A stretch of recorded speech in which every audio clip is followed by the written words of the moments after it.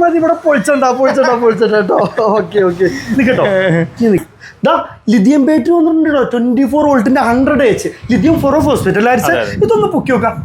ഇത് ഏകദേശം ഒരു 15 to 20 ഉള്ളിലുള്ള പൊക്കിന്റെ മുമ്പ് തന്നെ പൊക്കി വയ്ക്കണോ? അതെ, എനിക്ക് പൊക്കാൻ പ്രയാസം മനസ്സിലല്ല. ഓക്കെ, പിന്നെ ഇതിപ്പോ ഉദാഹരണം പറയുകയാണെന്നുണ്ടെങ്കിൽ 165 Hന്റെ 2 ട്യൂബുലർ ബാറ്ററിയുടെ ഏകദേശം 15-20 കിലോ അല്ലേ ഇത്. പിന്നെ പ്രത്യേകിച്ച് ഇത് നമുക്കൊരു ട്രാവലിംഗ് നമുക്ക് ഒരു വർക്കിനൊക്കെ വേണ്ടിയിട്ട് ഡ്രിൽ ചെയ്യാനോ എന്തിനോ ജസ്റ്റ് ചെക്ക് ചെയ്ത് കാണിച്ചു കൊടുത്താൽ. ഇനി മുമ്പത്തെ വീഡിയോയിൽ പറഞ്ഞിരുന്നു ഇത് വയറിങ് വേറെ ഒന്നൊക്കെ കൊടുത്തിട്ടുണ്ട് കേട്ടോ. ഈ കാണുന്ന സംഭവമാണ് ഇത് ഏതാണ് 26ന്റെ ബിറ്റ് വെച്ചിട്ടല്ലേ?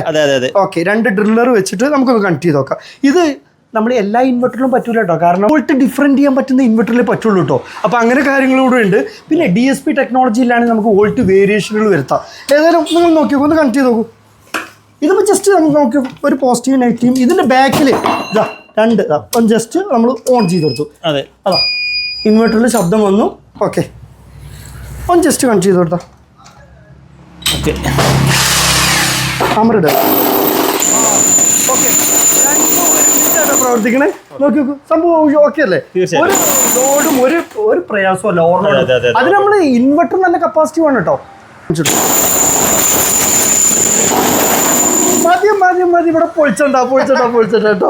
ഓക്കെ, ബാറ്ററിയിൽ ലിഥിയം ബാറ്ററിയിൽ നമുക്കൊരു 90 ആംപിയർ വരെ നമുക്ക് ഡിസ്ചാർജ് ചെയ്യാൻ കഴിയും കേട്ടോ. ഒരു 45-50 ആംപിയർ വരെ നമുക്ക് ചാർജിങ് ചെയ്ത് പെട്ടെന്ന് ചെയ്യാം കേട്ടോ. പിന്നെ അതുപോലെ നമുക്കിതിൻ്റെ ഡിസ്ചാർജിങ് അനുസരിച്ച് നമ്മൾ ട്യൂബുലർ ബാറ്ററിയിൽ നമുക്കൊരു ഈ ചാർജിങ് കയറ്റിയാൽ നമുക്കൊരു 20% ലോസ് ഉണ്ടാവും. ഇത് നമുക്ക് 1C ഡിസ്ചാർജ് ആണ് കേട്ടോ. ഓക്കെ, നഷ്ടങ്ങളൊന്നും വരില്ല. പിന്നെ ഇത് നമ്മൾ ചെയ്തിരിക്കുന്നത് നമ്മൾ ഏതാനും ദിവസം ഒരാഴ്ചനുള്ളിൽ നമ്മൾ തുറന്ന് പ്രവർത്തിക്കുന്ന നാസ്റ്റക് സൊല്യൂഷൻ്റെ ഷോറൂമിൽ നിന്ന് വെച്ചിട്ടാണ് കേട്ടോ. അപ്പോൾ എല്ലാവരും അതിനോടൊപ്പം സ്വാഗതം ചെയ്യാണ്. തീർച്ചയായിട്ടും അറിയിക്കും. അതെ, ഇനി വരുന്നത് ലിഥിയം ബാറ്ററിയുടെ കാലമാണ് കേട്ടോ. ഞാൻ ജസ്റ്റ് നമ്മളെ പ്രൊഡക്ഷനിൽ ചെയ്യുന്നതിൻ്റെ ബേസ് നിങ്ങൾക്ക് പറഞ്ഞു തരാണ്.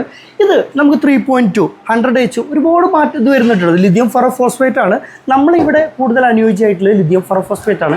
ലിഥിയം സിലിണ്ടറിക്കലുണ്ട്. നമുക്ക് ഓരോ ഏച്ചുകൾ കൂട്ടുന്നതനുസരിച്ച് നമുക്ക് ചെറിയ മാറ്റങ്ങൾ വരുത്താൻ അതാണ് നമുക്ക് യൂസ് ആവുന്നത്. പിന്നെ ഇതിൽ നമ്മളെ ഈ കൂടുതലായിട്ട് നമ്മൾ ലിഥിയം ബാറ്ററിയുടെ ഉള്ളിൽ എന്തൊക്കെയാണ് വരുന്നത് ഒരുപാട് ആളുകളുടെ സംശയമുണ്ട്. ജസ്റ്റ് ബേസ് തരാം, ബാക്കി ഞാൻ ഡീറ്റെയിൽഡ് വീഡിയോ തരണ്ട കേട്ടോ. ഇത് BMS ബാറ്ററി മാനേജ്മെൻറ്റ് സിസ്റ്റം. ഇത് നമുക്ക് ബ്ലൂടൂത്തിലും നമുക്ക് കാര്യങ്ങൾ മാനേജ് ചെയ്യാം കേട്ടോ. ഇത് പല ആംബിയറുകളും വരുന്നുണ്ട്. മാക്സിമം നമ്മൾ ആംബിയർ കൂട്ടിയ കാര്യങ്ങൾ ബോർഡ് കാര്യങ്ങൾ അതിൽ ചെയ്യും.